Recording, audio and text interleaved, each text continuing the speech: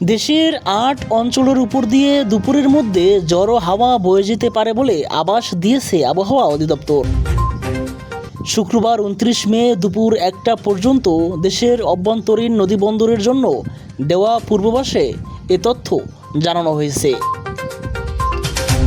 বার্তায় বলা হয়েছে, রংপুর, রাজশাহী, পাবনা, বগুড়া, টাঙ্গাইল, ময়মনসিংহ, কুমিল্লা ও সিলেট অঞ্চলের উপর দিয়ে পশ্চিম বা উত্তর পশ্চিম দিক থেকে ঘন্টায় ৪৫ থেকে ৬০ কিলোমিটার বেগে ঝড়ো হাওয়া বয়ে যেতে পারে।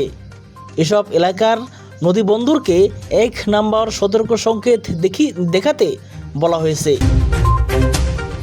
এদিকে বৃহস্পতিবার সন্ধ্যা পর্যন্ত আবহাওয়া পূর্বাভাসে বলা হয়েছে, ঢাকা ও চট্টগ্রাম বিভাগের কিছু কিছু জায়গায় এবং রংপুর, রাজশাহী, ময়মনসিংহ, খুলনা, বরিশাল ও সিলেট বিভাগের ২-১ জায়গায় অস্থায়ীভাবে দমকা ঝড়ো হাওয়া ও বিদ্যুৎ চমকানো সহ হালকা থেকে মাঝারি ধরনের বৃষ্টি, বজ্রবৃষ্টি হতে পারে।